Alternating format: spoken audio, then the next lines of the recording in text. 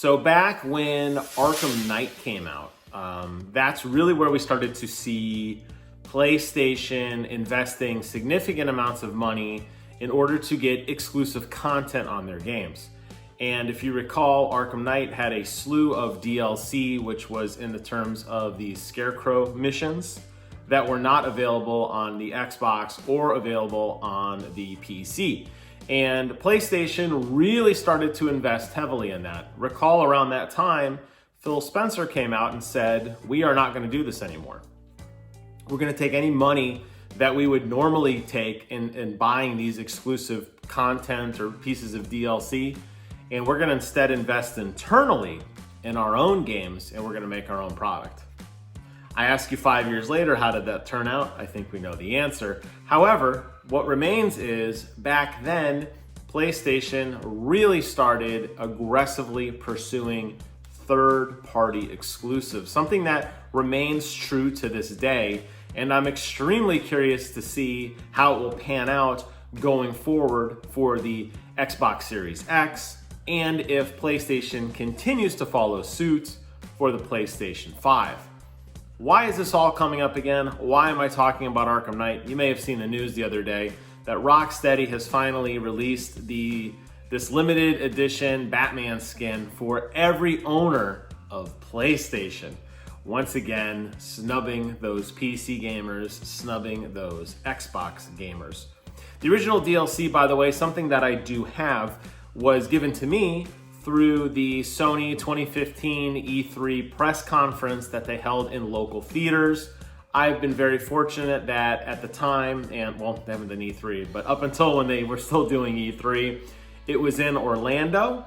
So Orlando had a theater where I could go and watch a simulcast of the press conference around a lot of really cool people, and they would always give you a swag bag. It had, usually it was like a $10 voucher, codes for free games, random pieces of DLC, a lanyard, a poster, a hat, whatever. And this year was, that year in 2015, was a voucher for the game. Now, I have the limited edition of the game, the collector edition, with the statue and the steelbook and all the great swag with that. So that little piece of DLC that I got was just kind of like icing on the cake. I felt like I had the truly definitive edition. They did do a Mountain Dew promotion for a very limited time shortly thereafter that. And then the DLC and that little Batman skin in particular, that Batman Year 2 skin, stopped altogether. I'm sorry, not Year 2, Earth 2, stopped altogether.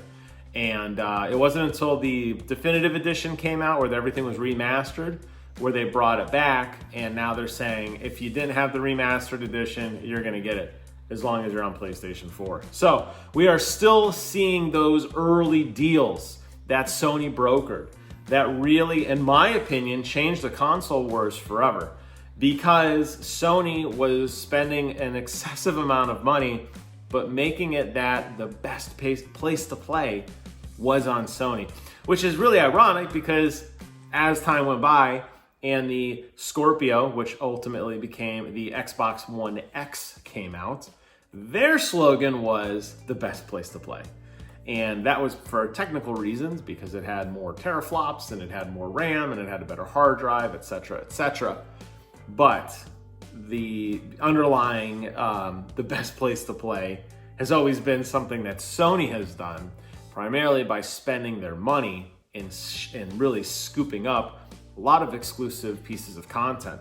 And again, we saw that a long, long time ago, but it's relevant because of the Batman thing, but it's also relevant because of Call of Duty, which just came out, was my game of the year. I love this game, and I have it on PlayStation 4. Is it the best experience on PlayStation 4 in terms of frame rate, in terms of performance? Absolutely not. I would argue it's probably the worst. I assume that Xbox One X, having a little bit more power and a little bit more processing abilities, looks a little bit better.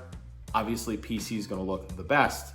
However, neither the PC nor the Xbox One version have the special ops piece that is included only in PlayStation 4 for 1 year. So again, here we are now, 5 years later after the old Arkham Knight incident, and Sony is still doing it, and people are still hating it.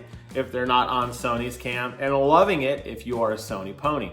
Because the truth is, you're getting good stuff. I mean, how cool is that, right? So, is it fair to gaming as a whole? Clearly, you see a lot of Nintendo memorabilia. You see the Chief and Locke over my shoulder. I'm a fan of gaming. I can't say I'm a fan of PlayStation over gaming. I just love gaming. So from that perspective, absolutely not. I think it's very unfair, and I think it's very frustrating.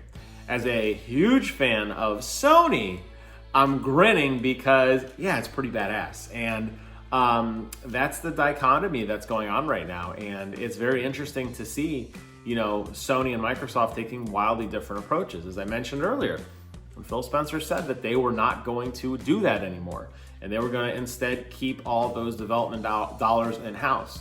Maybe ultimately that funded into Game Pass. I was joking earlier when I said we'll see how that played out, but was I? I mean, yes, maybe it went into Game Pass. I don't know. But did it really go into any exclusives? Do we have any exclusives to really talk about?